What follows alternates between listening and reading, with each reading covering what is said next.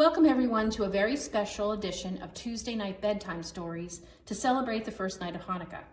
Tonight's story is Potato Pancakes All Around, a Hanukkah tale, both written and illustrated by Marilyn Hirsch. This book is a little old here at the library. It still has a pocket in it for our cards. Potato Pancakes All Around. On a cold winter afternoon, Samuel the peddler walked down the road to a village. He passed children sliding and sledding and skating. The children are out of school early, he said to himself, because tonight is the first night of Hanukkah. When Samuel reached the village, it was almost dark. He knocked on the door of a house, and Mama opened the door and smiled at the peddler. A guest is always welcome, she said. Come in.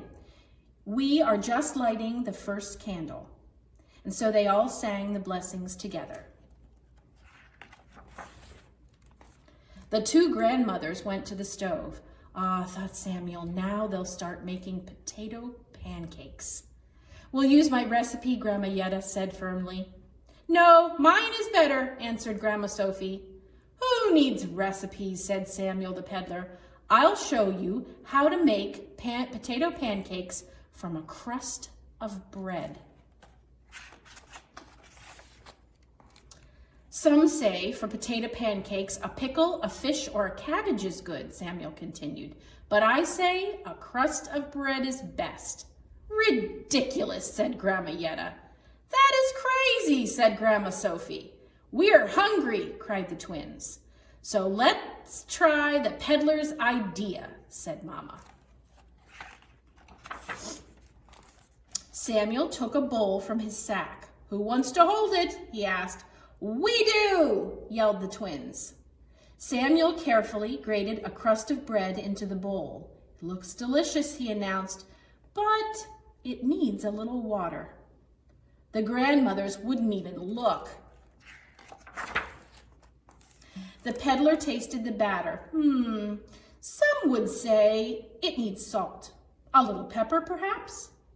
Even I know it needs salt and pepper, said Papa. Well, if you insist, I wouldn't say no, replied the peddler. And then they added the salt and pepper. Samuel noticed a chicken looking in the window. I think this chicken is trying to tell me something. But what would a chicken say? I know, cried Rachel. The chicken is telling you you have to add eggs. I have heard of that, agreed the peddler. And so he added 6 eggs. He takes advice from chickens, said Grandma Yetta. Do you have any suggestions? He asked her politely.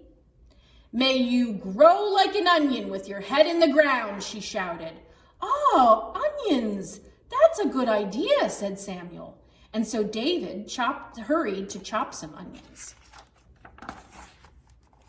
Samuel smiled. Any minute now, we'll have potato pancakes. But what about the potatoes? Asked Sarah. I grated all these potatoes all by myself. Well, it's not in my recipe, said Samuel, but it is a sin to waste food. So what could it hurt? I'll add your potatoes. And so he did.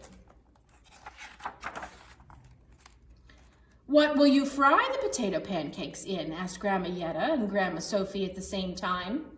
Well, in a frying pan, answered Samuel, and he took one from his sack.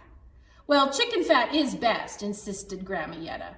You may be right, said Samuel. No, goose fat is better, declared Grandma Sophie. Well, I wouldn't say no, Samuel replied. So Samuel took a big spoonful of chicken fat and a big spoonful of goose fat, and he began to fry the potato pancakes. The delicious smells filled the house. Samuel kept on frying. More and more potato pancakes piled up. Finally, it was time to eat. So they ate and ate and ate potato pancakes all around. Even Grandma Yetta and Grandma Sophie agreed that the potato pancakes were the best ever. And they danced, and they sang, and they played games until very late. Grandma Yetta and Grandma Sophie gave the children pennies, and then everyone went to sleep. The next morning, the family begged Samuel to stay for the whole 8 days of Hanukkah. "Thank you," said Samuel, "but a peddler must move along. I know you'll have a happy Hanukkah now that you can make potato pancakes from just a crust of bread." And here is Grandma Yetta's and Grandma Sophie's recipe for potato pancakes. Have a very happy Hanukkah, everyone.